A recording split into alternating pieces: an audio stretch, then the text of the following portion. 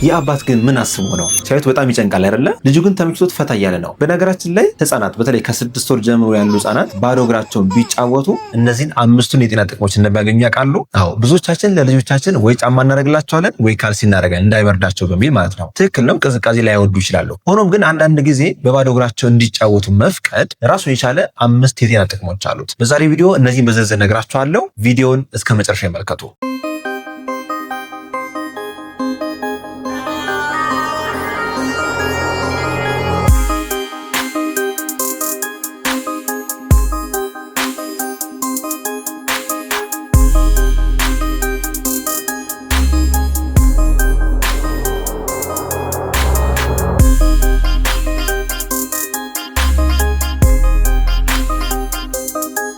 ጤና ይስጥልን፣ ዶክተር ፋሲል ነኝ፣ የህፃናት ስፔሻሊስት ሐኪም ከብሩክ ኪድስ ልዩ የህፃናትና ታዳጊዎች ክሊኒክ። በዛሬ ቪዲዮ ህፃናት በባዶ እግራቸው ቢሆኑ ምን ጥቅም ያገኛሉ የሚለውን በዝርዝር ነግራችኋለሁ። ምናልባት ለዚህ ዩቲዩብ ቻናል አዲስ የሆናችሁ ሰዎች ይህ ብሩክ ኪድስ የሚባል ዩቲዩብ ቻናላችን ነው። ዘውትር ሰኞ፣ ሮብና ዓርብ ለወላጆች አዳዲስ መረጃዎች የምናቀርብበት ነው። እናንተ ቤተሰብ ትሆኑ ተጋብዛችኋል። አንደኛው ጥቅም የአካላዊ በተለይ ደግሞ የእግራቸውን የሞተር ስኪል በጣም ይጨምርላቸዋል። ህፃናት በባዶ እግራቸው ሲንቀሳቀሱ ወይም ነገሮችን ሲነኩ ማሳጅ ያደርጋቸው፣ ውስጥ እግራቸው በራሱ ማሳጅ ይደረጋል፣ ስቲሙሌሽን ያገኛል። ያ ማሳጅና ስቲሙሌሽን ደግሞ የደም ዝውውር እንዲጨምርና እዛ አካባቢ ያሉ ጡንቻዎች በደንብ ንቁ እንዲሆኑ ጠንካራ እንዲሆኑ በጣም ይጠቅማቸዋል። ህፃናት በባዶ እግራቸው የተለያየ አይነት ሰርፌስ ቢነኩ ይመከራል። ጠጣር ሊሆን ይችላል ወይም ሻካራ ሊሆን ይችላል፣ ሶፍት ሊሆን ይችላል። እነዚህ ራሱን የቻለ ማሳጅ ማድረግ ይችላል። የደም ዝውውሩን በከፍተኛ መጠን ይጨምራል። ይህ ደግሞ አካላዊ ቅልጥፍናን፣ የጣቶቻቸውን የእግሮቻቸውን ጡንቻዎች በደንብ እንዲዳብሩና በደንብ ፖዚሽን እንዲያውቁ በደንብ ይረዳቸዋል። ሁለተኛው ጥቅም ደግሞ የልጆቻቸው አእምሮ አዳዲስ ትምህርቶችን ያገኛል። እንዴት ነው አዳዲስ ትምህርቶች የሚያገኘው? ህፃናት በባዶ እግራቸው የተለያየ አይነት ሰርፌስ ሲነኩ ለምሳሌ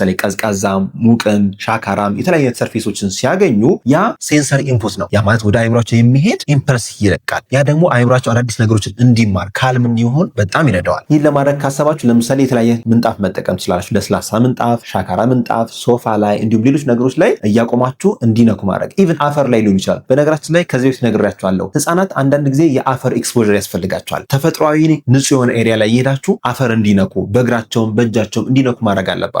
ይህን ስታደርጉ አንደኛ ለነሱ ሴንሰር ኢንፑት ነው፣ ሴንሰሪ ትምህርት የሚማሩበት ነው። ሁለተኛ ደግሞ ተፈጥሯዊ የሆኑ ወይም ጉዳት የሌላቸውን ባክቴሪያዎች ሰውነታቸውን የሚለይበት ትምህርት የሚያገኝበት ነው። በነገራችን ላይ ኢሚኒቲያችን ወይም የበሽታ መከላከል አቅማችን ልክ እንደ ተማሪ ቆጠሩት። አዳዲስ ነገሮችን ሲያገኝ ይማራል። አደገኛ የሆነውና አደገኛ ያልሆነውን ይለያል። አደገኛ ለሆኑት ደግሞ ሜሞሪ ሴሎች ያዘጋጃል።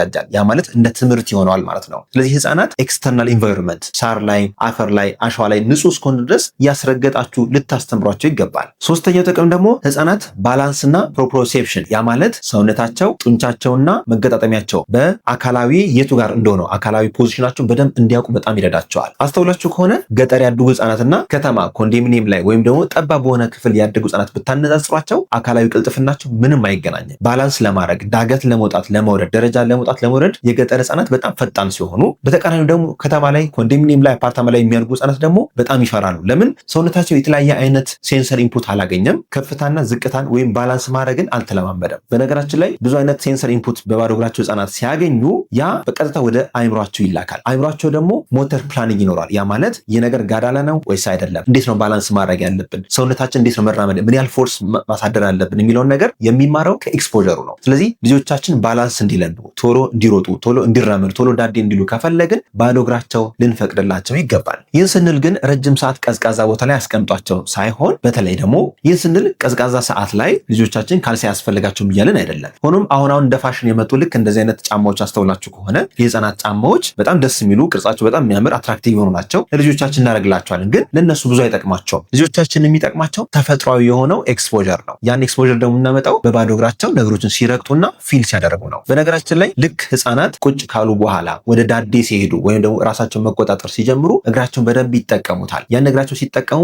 በደንብ ምንጣፍ እየነኩ በደንብ እግራቸው በደንብ ፖዚሽን ሲያደርጉ ወደ ዳዴ ለመሄድ ወይም ለመቆም በጣም ዝግጁ ይሆናል። ከዛ ውጭ ግን በካልሲ ወይም በጫማ የምንሸፍነው ከሆነ ያ ሴንሰር ኢንፑት ወይም ከእግራቸው የሚያገኙት መልእክት ላያገኙት ይችላሉ ማለት ነው። አራተኛው ጥቅም ደግሞ እግራቸውና የእግራቸው ሳይዝ በትክክል እንዲያድግ ይረዳል። ጫማ ብዙ ጊዜ በተደጋጋሚ የምናደርግላቸው ከሆነ ጣታቸው ገደብ ይኖረዋል። ጣታቸው ትክክለኛ ፖዚሽን እንዳይኖሩ ያደርጋል። ለምሳሌ ገደብ ያለው ጠባብ ጫማ የምናደርግላቸው ከሆነ ሳናቅ ማለት ነው ጣታቸው ወደ ጎን ሊዞር ይችላል። ያ ደግሞ በትክክል ጣታቸው የማያደርግ ከሆነ ለወደፊት ቶሎ ለመቆም ቶሎ ለመራመድ ባላንስ ትክክለኛ ባላንስ አይኖራቸውም። ከዛ በተጨማሪ ደግሞ የእግራቸው ኩርባ ይባላል። በምስሉ ላይ እንደምትመለከቱት ይህ ከርቭ ሁሉም ሰው ላይ ያለ ከርቭ ነው። የእግራችን ከርቭ ነው ወይም ኩርባ ይባላል። ይህ ኩርባ በመጀመሪያዎቹ 2 ወይም 3 ዓመታት ፍላት ሊሆን ይችላል። አንዳንድ ህጻናት ፔስ ፕላነስ ወይም ፍላት ፉት ይባላል። ተፈጥሯዊ ሊሆን ይችላል በመጀመሪያዎቹ ዓመታት። ይህ ፔስ ፕላነስ ወይም ደግሞ እንደዚህ አይነት ፍላት የሆነ ፉት በብዛት ጫማ የምንጠቀም ከሆነ እንደዚህ ሆኖ ሊቀርብን ይችላሉ። ስለዚህ ልጆቻችን በባዶ እግራቸው የምናንቀሳቀሳቸው ከሆነ የምትመለከቱት ከርቭ በቀላሉ ይመጣላቸዋል ማለት ነው። አምስተኛው ጥቅም ደግሞ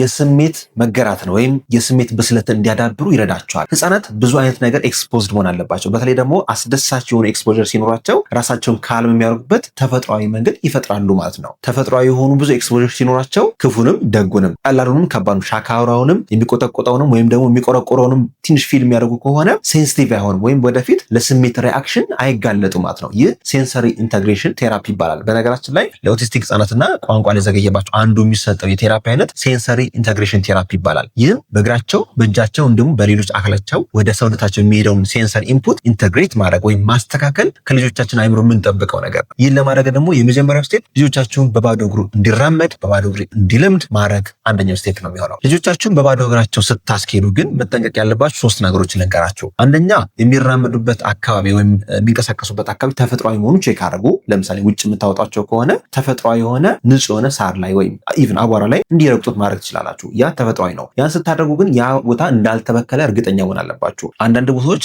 ሊበከሉ ይችላሉ፣ በሰገራም በሽንት ቤትም ሊበከሉ ይችላሉ እና እንደዚህ አይነት ቦታ ከሆነ አቮይድ አድርጉ። ሆኖም ግን ተፈጥሯዊ የሆነ ንጹህ የሆኑ ኤሪያዎች ለልጆቻችሁ በጣም ጠቃሚ ናቸውና እነሱን ተጠቀሙ።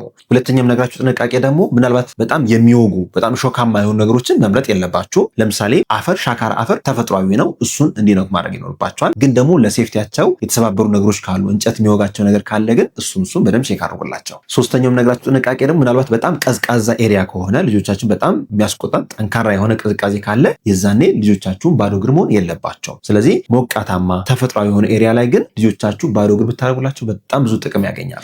ለዛሬ ያዘጋጀሁት መረጃ ይህን ይመስላል። መረጃውን ከወደዳችሁት ላይክ አድርጉ። ሀሳብ አስተያየት ካላችሁ ከታች ኮሜንት ላይ ጻፉልን። ምናልባት ለዚህ ዩቲዩብ ቻናል አዲስ ከሆናችሁም ሰብስክራይብ አድርጋችሁ ቤተሰብ ሁኑ። ዘውትር ሰኞ፣ ሮብና ዓርብ አዳዲስ መረጃዎች ስንለቅ ወደ እናንተ እንዲደርስ ማድረግ ትችላላችሁ። ዶክተር ፋሲል ነኝ፣ የህፃናት ስፔሻሊስት ሐኪም ከብሩክ ኪድስ ልዩ የህፃናትና ታዳጊዎች ክሊኒክ። መልካም ጊዜ